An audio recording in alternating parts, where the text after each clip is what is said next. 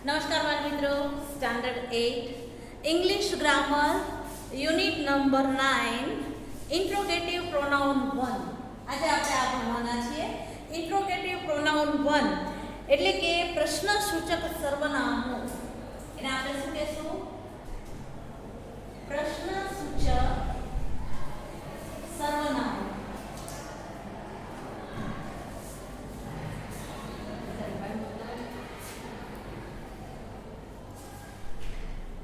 Interrogative pronounce એટલે કે પ્રશ્નસૂચક સર્વનામો આપણે કરવાના છે.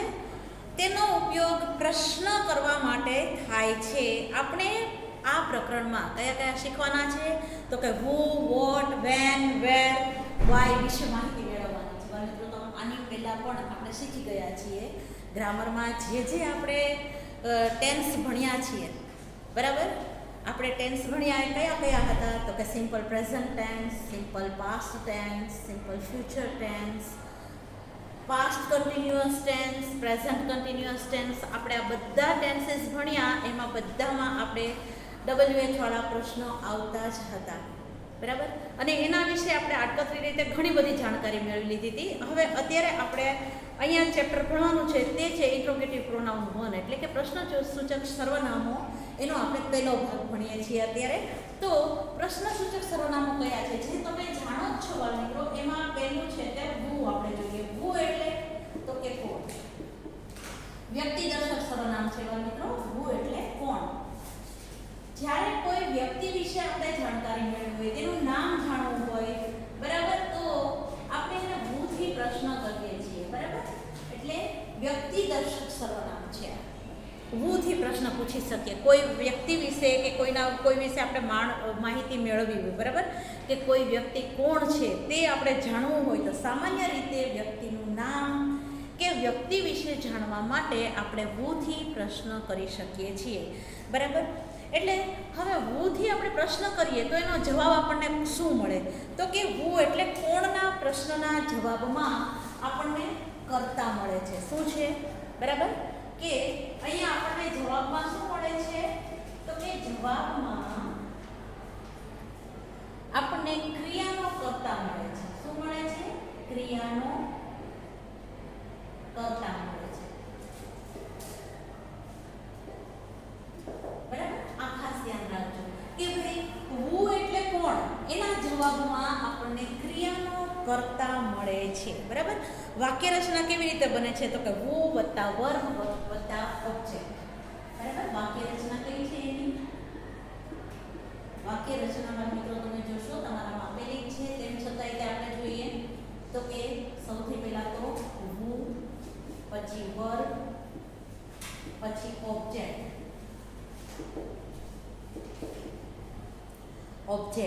અને પછી છે તે વધારાના શબ્દો. કેવા? તો કે વધારાના શબ્દો. અને પ્રશ્નાર્થ ચિહ્ન ભૂલવાનું નહીં, બરાબર? પ્રશ્નાર્થ ચિહ્ન આપણે ભૂલવાનું નહીં. પ્રશ્નાર્થ ચિહ્ન ન કરો તો તમારો અડધો માર્ક ત્યાં કપાઈ જાય છે, બરાબર? એટલે તમે જુઓ છો કે હુ છે તે આપણે કર્તાનો જવાબ આપણે માંગવાનો છે, બરાબર? ક્રિયા કોણ કરે છે એ આપણે જાણવાનું છે. વર્બ એટલે ક્રિયાપદ આવશે. પછી ઓબ્જેક્ટ એટલે કર્મ, બરાબર? ઓબ્જેક્ટ એટલે શું થશે? કર્મ, બરાબર? અને પછી જે આવે છે તે વધારાના શબ્દો અને પ્રશ્નાર્થ ચિહ્ન ફરજિયાત મૂકવાનું છે, બરાબર? હવે તમે જુઓ આપણે અહીંયા કેટલાક ઉદાહરણ આપેલા છે. આપણે એક બે ઉદાહરણોનો અભ્યાસ કરીએ બોલ મિત્રો. Who was the thief speaker in the program. કે કાર્યક્રમના who was the chief speaker in the program. કાર્યક્રમના મુખ્ય વક્તા કોણ હતા? તો કે મિસ્ટર ઘોષ. જો આપણને એના જવાબમાં કોણ મળ્યું? ક્રિયા આપણને દર્શાવી કે ભાઈ કાર્યક્રમના મુખ્ય વક્તા કોણ હતા, એવું આપણને પ્રશ્ન પૂછવામાં વક્તા વિશે આપણને પૂછ્યું, બરાબર? એટલે એ ઓબ્જેક્ટ છે. તો એના આપણને આન્સરમાં આપણને શું મળ્યું? તો કે કર્તા મળ્યા. કોણ? તો કે મિસ્ટર ઘોષ, બરાબર? Who is there in the kitchen. કિચનમાં કોણ છે? My mother. કર્તામાં આપણને કોણ મળે છે? માય મધર મળે છે, બરાબર? તો આ રીતે બાળ મિત્રો જો હુ થી પ્રશ્ન આપેલા છે તેનો તમે અભ્યાસ કરશો. ત્યાર પછી છે ઇન્ટ્રોગેટિવ વોટ, બરાબર? ત્યાર પછી આવે છે વોટ.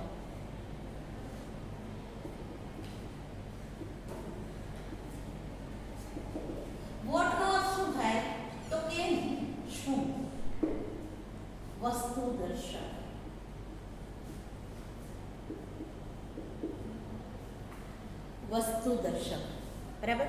કોઈ વસ્તુ શું છે તે પૂછવા માટે વોટથી પ્રશ્ન કરવામાં આવે છે.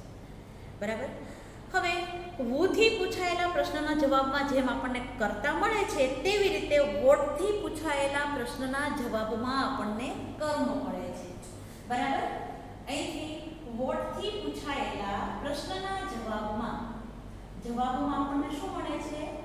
જવાબમાં કર્મ મળે છે. શું મળે છે? કર્મ મળે છે. બરાબર. એટલે કે ઓબ્જેક્ટ મળે છે આપણને. બરાબર. એટલે કે છે કે ક્રિયાની અસર જેના પર થઈ હોય તેનો આપણને ખ્યાલ આવે છે. બરાબર. હવે વોટથી છે કે જે એનો વાક્ય રચના શું બને છે તો આપણે જોઈએ. જો આપણને વોટથી શું કીધું છે કે વોટથી પ્રશ્નના જવાબમાં કર્મ અથવા ક્રિયાની અસર જેના પર થઈ છે તેનો આપણને ખ્યાલ આવે છે. અને વાક્ય રચના શું છે તો કે વોટ વત્તા સહાયકારક ક્રિયાપદ. બરાબર. અહીંયા વાક્ય રચના કેવી બનશે તો કે વોટ વત્તા સહાયકારક ક્રિયાપદ.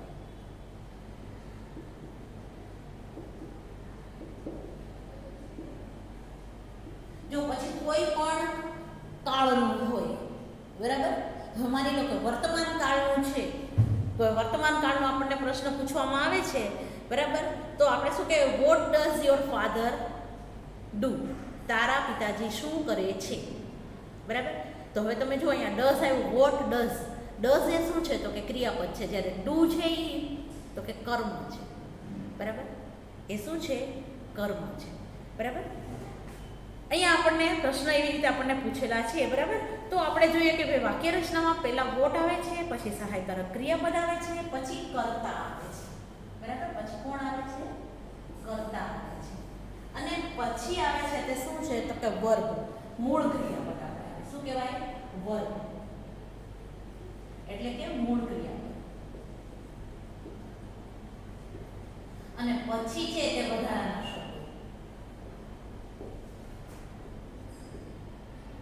વધારાના શબ્દો અને પ્રશ્નાર્થ ચિહ્ન ભૂલવાનું નહીં. બરાબર. વધારાના શબ્દો અને પછી પ્રશ્નાર્થ ચિહ્ન. બરાબર. અહીંયા આપણે જોઈએ કે ભાઈ બીજો પ્રશ્ન આપેલો છે. What does Aashka drink in the morning? Aashka સવારમાં શું પીવે છે? તો એના માટે શું આવે છે તો કે Aashka drinks milk in the morning. તમે જોયું કે અહીંયા છે તે ડ્રિંક્સ આપેલું છે તે શું છે તો કે ડ્રિંક્સ છે એ સાદા વર્તમાન કાળનું ક્રિયાપદ છે અને પીવે છે એવી ક્રિયા એ દર્શાવે છે. બરાબર. તો અહીંયા આપણે ઉપર પ્રશ્ન બનાવ્યો. વોટથી જે પ્રશ્ન બનાવ્યો તેની બાજુમાં આપણે સહાયકારક ક્રિયાપદ તરીકે ડઝનો ઉપયોગ કર્યો. શેનો ઉપયોગ કર્યો તો કે ડઝનો ઉપયોગ કર્યો. એવી જ રીતે જો ભૂતકાળનું વાક્ય હોય તો આપણને ત્રીજો પ્રશ્ન જોશો બાળ મિત્રો. What did Vishal do last night? તો એનો જવાબ શું આવે તો Vishal saw a new film last night. તમે જોયું અહીંયા સી નું શું થાય છે? અહીંયા આપણને કે વોટ ડુ એટલે શું કરી રહ્યો છે, તો આપણને એનું કર્મ શું મળ્યું? શો એટલે કે જોવાનું. બરાબર. કે વિશાલે ગઈ રાત્રે ફિલ્મ જોઈ. બરાબર. ભવિષ્યકાળનું વાક્ય જોઈએ તો કે what will your friend bring for you? તારો મિત્ર તારા માટે શું લાવશે? My friend will bring a gift for me. એવી જ રીતે ચાલુ વર્તમાન કાળમાં જોઈએ તો what is Minu typing now? Minu is typing an email now. Minu અત્યારે ઈમેલ લખી રહી છે. What has Vishal forgotten at home? Vishal ઘરે શું ભૂલી ગયો? Vishal has forgotten his notebook at home. તમે જોયું બધા જ જે કાળ છે આપણે જેટલા કાળ શીખાતા એ બધાના આપણે અહીંયા પહેલાં મૂકી દીધા છે વાક્ય બધા બનાવીને. બરાબર. કોઈ વ્યક્તિનો વ્યવસાય શું છે કે વ્યક્તિ શું કરે છે તે પૂછવા કે જાણવા માટે પણ આપણે વોટથી પ્રશ્ન કરી શકીએ છીએ. બરાબર. ત્યાર પછી જોઈએ આપણે interrogative when. Interrogative when WHEN. વેનનો અર્થ શું થાય તો કે ક્યારે. શું દર્શાવે છે તો કે સમય દર્શાવે છે. બરાબર. જવાબમાં શું આપણને મળે છે તો કે સમય મળે છે. જવાબમાં સમયની જાણકારી મળે છે, સમયની જાણ થાય છે, બરાબર. જવાબમાં શું થાય છે તો કે સમયની જાણ થાય છે, બરાબર. તો અહીંયા જોઈએ વેન એટલે ક્યારે. કોઈ પણ ક્રિયાનો સમય પૂછવા કે જાણવા માટે વેરથી પ્રશ્ન કરવામાં આવે છે અને આમ વેનથી પૂછાયેલા પ્રશ્નના જવાબમાં આપણને ક્રિયા થવાનો કે થયાનો સમય જાણવા મળે છે, બરાબર. જવાબમાં ક્રિયા થવાનો કે થઈ છે એ જાણવાનો, ક્રિયા થવાનો કે થઈ છે તેનો સમય મળે છે.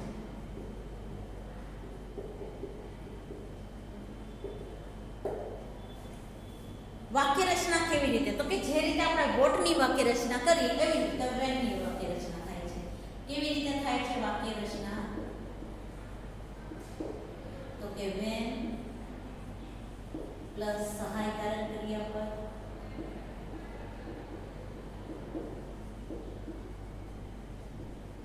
પ્લસ કર્તા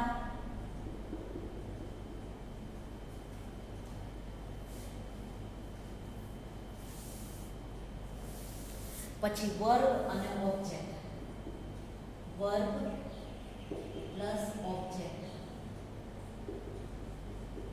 પ્લસ વધારાના શબ્દો અને પ્રશ્નાર્થ છે. આ એની વાક્ય રચના છે બાળ મિત્રો, બરાબર. એટલે વેનથી પૂછાયેલા પ્રશ્નોમાં આપણને જવાબમાં ક્રિયા થવાનો સમય જાણવા મળે છે, બરાબર. અહીંયા આપણે વાક્ય જોઈએ કે when does Ashok slip in the evening. Ashok સાંજે ક્યારે સૂતો, તો આપણને અહીંયા સમય, ચોક્કસ સમય જાણવા માંગે છે. ઇવનિંગ તો છે જ તે, તમે એમ કહેશો ટીચર એમાં ઇવનિંગ છે, હા ઇવનિંગ છે, પણ ઇવનિંગનો આપણને સ્ટાન્ડર્ડ ટાઈમ માંગે છે અહીંયા. એટલે કે છે Ashok sleeps at 9 o'clock in the evening. Ashok સાંજે રાત્રે 9 વાગે સૂઈ જાય છે, બરાબર. તો when did Avani return from USA. Avani returned from USA last month. જો પછી જે તે ક્રિયાપદ હોય ને એ ક્રિયાપદ તે કાળનું બની જાય છે. આપણે ડીડ સહાયકારક ક્રિયાપદ અહીંયા મૂકીએ છીએ, બરાબર. ત્યાર પછી જોઈએ ઇન્ટ્રોગેટિવ પ્રોનાઉન વેર. ઇન્ટ્રોગેટિવ પ્રોનાઉન વેર. વેર એટલે ક્યાં, સ્થળ દર્શક છે. શું છે? સ્થળ દર્શક. તો અહીંયા આપણને સ્થળ દર્શક છે એટલે આપણને ખ્યાલ આવી જાય છે કે કોઈ પણ વસ્તુ, પ્રાણી કે વ્યક્તિ કઈ જગ્યાએ છે તે જાણવા માટે આપણે વેરથી પ્રશ્ન પૂછીએ છીએ અને પછી એનો જવાબ કેવી રીતે મળે છે તો કે ક્રિયા થવાની જગ્યા આપણને જાણવા મળે છે, બરાબર. જવાબમાં ક્રિયા થવાની જગ્યા જાણવા મળે છે. જવાબમાં ક્રિયા થવાની જગ્યા જાણવા મળે છે.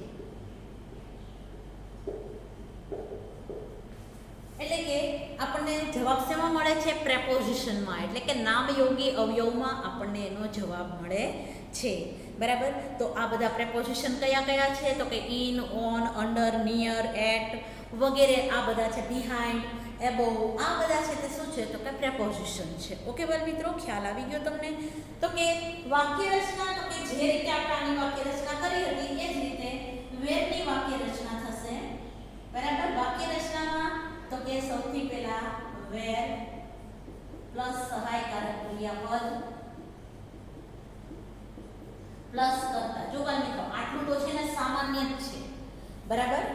પ્લસ કરતા અને પછી વર્બ અને પછી ઓબ્જેક્ટ, બરાબર. વર્બ પ્લસ ઓબ્જેક્ટ પ્લસ વધારાના શબ્દો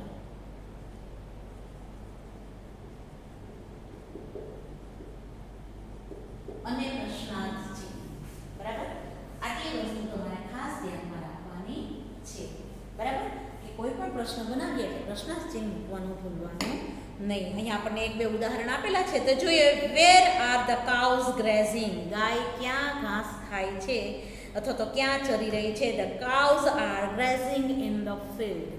ગાયો છે તે મેદાનમાં ચરી રહી છે. તમે જુઓ છો કે અહીંયા ઇન પ્રેપોઝિશનનો ઉપયોગ કરવામાં આવ્યો છે. બરાબર. ત્યાર પછી આપણે જોઈશું વાય, ઇન્ટ્રોગેટિવ વાય.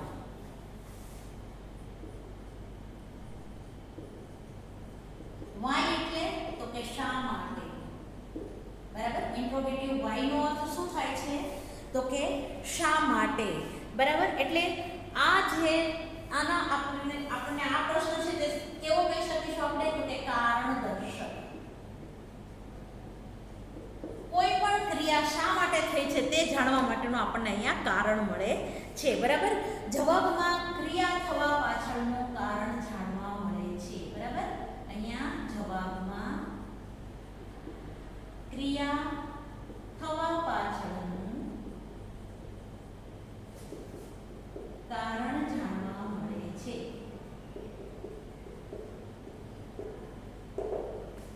બરાબર.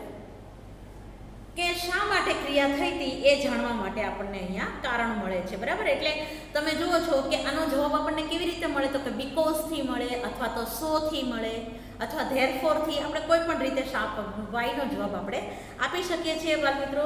તો અહીંયા તમે જોઈ શકશો કે અહીંયા વાક્ય રચના શું છે? તો કે વાય વત્તા સહાયકારક ક્રિયાપદ. વાક્ય રચના આપણે જોઈએ તો એના માટે સૌથી પહેલા વાય વત્તા સહાયકારક ક્રિયાપદ વત્તા કર્તા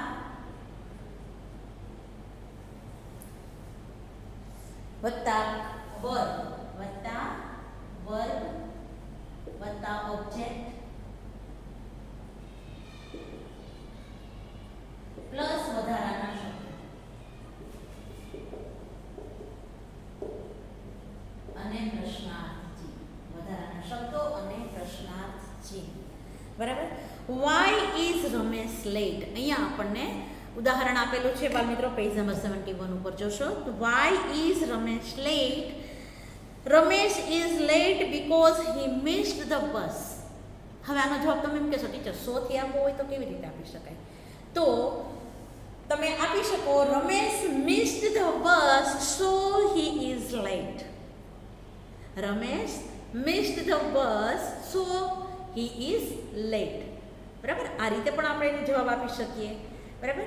તો આ બધા છે તે તેના જવાબ અને બીજા ઉદાહરણ પણ આપેલા છે બાળ મિત્રો. અહીંયા સ્વાધ્યાય છે તે સ્વાધ્યાય હું તમને આગળ કરાવીશ. તમને સ્વાધ્યાયની પીડીએફ મોકલી આપીશ.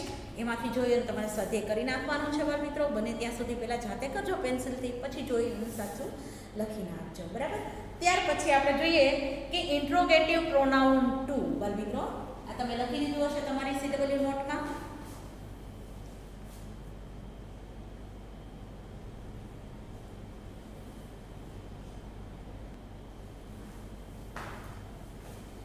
હવે જોઈએ બાળ મિત્રો આપણે પેજ નંબર 73 ઉપર જોશો ગ્રામર બુકમાં ઇન્ટ્રોગેટિવ પ્રોનાઉન ટુ. બરાબર. પ્રશ્નસૂચક સર્વનામો છે એનો આપણે આ બીજો ભાગ છે તે જોઈ લઈએ. આપણને ખ્યાલ છે કે ઇન્ટ્રોગેટિવ પ્રોનાઉન એટલે પ્રશ્નસૂચક સર્વનામો. બરાબર. જેનો ઉપયોગ આપણે પ્રશ્ન કરવા માટે કરીએ છીએ. તો આપણે અહીંયા હમણાં શું ભણ્યા? તો કે who, what, when, where, why આ બધા વિશે આપણે માહિતી મેળવી લીધી. બરાબર. કેવી રીતે પ્રશ્ન બને, તેની વાક્ય રચના શું છે, તેમાંથી આપણે કયા જવાબ આપણે આપી શકીએ, એ બધું જ આપણે ભણી લીધા. હવે આપણે જોઈએ કે how many and how much. બરાબર. અહીંયા પ્રશ્નસૂચક સર્વનામ કેવું છે? હાઉ નો અર્થ શું થાય? તો કે કેવો, કેવી, કેવું. હાઉ એટલે કેવો, કેવી અને કેવું. બરાબર. આ એના અર્થ થાય છે. બરાબર. તો અહીંયા આપણે હાવ એટલે કે કઈ પદ્ધતિથી. બરાબર. હાવનો અર્થ શું થાય છે? તો કે કેવી રીતે અથવા તો કઈ પદ્ધતિથી આપણે એ પણ કહી શકીએ. બરાબર. અહીંયા કેવી રીતે આવો અર્થ પણ આપણે કરી શકીએ અથવા તો કઈ પદ્ધતિથી. કોઈ કાર્ય કેવી રીતે થયું અથવા પૂરું થયું તે પૂછવું હોય તો આપણે હાવથી પ્રશ્ન કરવો પડે. બરાબર. હવે હાઉની સાથે મેની મચનો ઉપયોગ કરી અને સંખ્યા અને જથ્થા વિશેની માહિતી પણ આપણે મેળવી શકીએ છીએ. તમે જુઓ છો કે હાઉ મેની જ્યારે સંખ્યા દર્શક હોય તો આપણે હાઉ મેનીથી પ્રશ્ન બનાવીએ છીએ, જથ્થા દર્શક હોય તો આપણે હાઉ મચથી પ્રશ્ન બનાવીએ છીએ. ટૂંકમાં ગણી શકાય તેવી વસ્તુઓ હોય તેના માટે આપણે હાઉ મેનીનો ઉપયોગ કરીએ છીએ. ગણી ન શકાય તેવી વસ્તુ હોય તેના માટે આપણે હાઉ મચનો ઉપયોગ કરીએ છીએ. બરાબર. તો અહીંયા જોઈએ કે હાઉ એટલે કેવી રીતે અથવા કઈ પદ્ધતિથી. જવાબમાં આપણને શું મળે છે કે જવાબમાં કોઈ કાર્ય કેવી રીતે થયું છે તેની માહિતી જાણવા મળે છે. બરાબર. જવાબમાં કોઈ કાર્ય કેવી રીતે થયું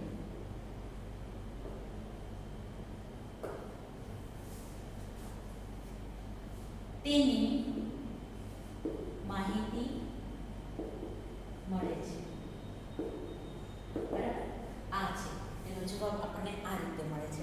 વાક્ય રચના શું છે તો કે વાક્ય રચના અહીંયા આપણે જોઈએ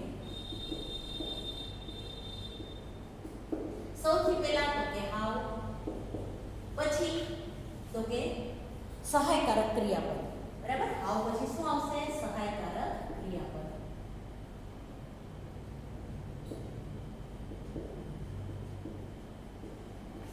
પછી કર્તા અને પછી વર્ગ.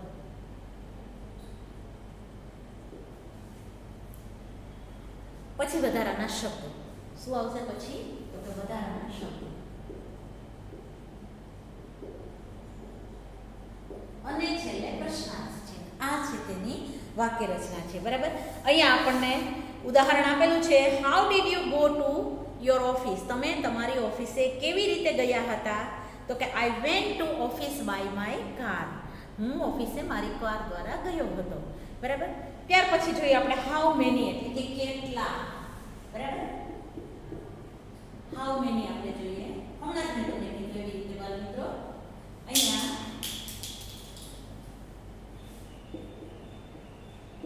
હાઉ મેની એટલે કેટલા. સંખ્યા દર્શક. જવાબમાં આપણને સંખ્યા જાણવા મળે છે. શું મળે છે? જવાબમાં સંખ્યા જાણવા મળે છે. પછી તે કોઈ પણ ની હોય. બરાબર. કોઈ જાતિની હોય, વસ્તુની હોય, ગમે તેની હોય, આપણને સંખ્યા જાણવા મળે છે. કે વસ્તુ કે પ્રાણીની પણ આપણને સંખ્યા એમાં જાણવા મળે. બરાબર. હવે હાઉ મેની વાક્ય રચના કેવી રીતે થશે? વાક્ય રચના જોઈએ બાળ મિત્રો. તો કે હાઉ મેની પ્લસ સંખ્યા દર્શક સંખ્યાવાચક શબ્દ હશે. બરાબર. સંખ્યાવાચક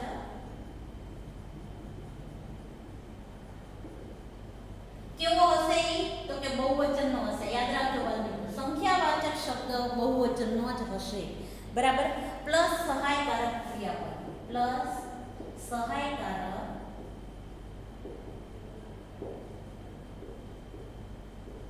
પ્લસ કર્તા પ્લસ વર્ગ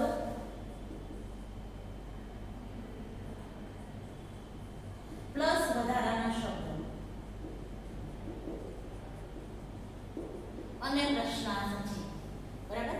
આ રીતે તેની વાક્ય રચના હશે. બાળ મિત્રો તમે જોઈ શકો છો કે આપણને પેજ નંબર 74 ઉપર જોશો આપણને ઉદાહરણ આપેલા છે. How many flags are there in that girls hand? કે પેલી છોકરીના હાથમાં કેટલા ફ્લેગ છે? તો તમે એના જવાબમાં તમે આપી શકો જવાબ. બરાબર. 1 હોય તો there is 1 flag in that girls hand. બરાબર. તો તમે આ રીતે જવાબ આપી શકો. ત્યાર પછી જોઈએ આપણે ઇન્ટ્રોગેટિવ હાઉ મચ. ઇન્ટ્રોગેટિવ આપણે જોઈએ હાઉ મચ. હાઉ મચ એટલે તો કે કેટલું. કેટલું. જથ્થા દર્શક. શું છે એનું નામ? જથ્થા દર્શક. એટલે કોઈ પણ વસ્તુનો જથ્થો બતાવે છે. બરાબર. અહીંયા આપણને શું મળે છે તો કે જથ્થાનું પ્રમાણ. જવાબમાં વસ્તુનો જથ્થો કે પ્રમાણ જાણવા મળે છે. જવાબમાં વસ્તુનો જથ્થો કે પ્રમાણ જાણવા મળે છે. વાક્ય રચના તો કે જે રીતે આ વાક્ય રચના છે એ જ રીતે એ વાક્ય રચના છે. બરાબર. આપણે જોઈએ વાક્ય રચના તો કે હાઉ મચ વત્તા તો કે જથ્થાવાચક શબ્દ. પેલો હતો તે કયો હતો? સંખ્યાવાચક શબ્દ હતો. અહીંયા આવશે જથ્થાવાચક શબ્દ.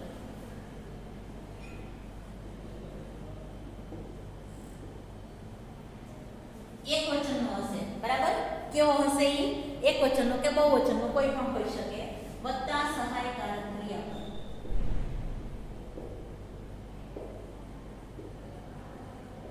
વત્તા કરતા વત્તા વર્ગ વત્તા વધારાના શબ્દો અને પ્રશ્નાર્થ છે. મિત્રો આ હતી કે આપણી હાઉ મચની વાક્ય રચના. બરાબર. અહીંયા આપણને જુઓ આપેલા છે શબ્દ how much snow is there on the mountain, કે પર્વત પર કેટલો બરફ છે. આપણે ગણી નથી શકવાના, તો આપણે કહી શકશું there is a lot of snow on the mountain. બરાબર. આ રીતે બાળ મિત્રો આપણે આજે ઇન્ટ્રોગેટિવ પ્રોનાઉન 1 અને પ્રોનાઉન 2 વિશે આપણે ભણી ગયા છીએ. તેના સ્વાધ્યાય તમારે કરવાના રહેશે. PDF મોકલી આપીશ. Have a nice day. Bye bye.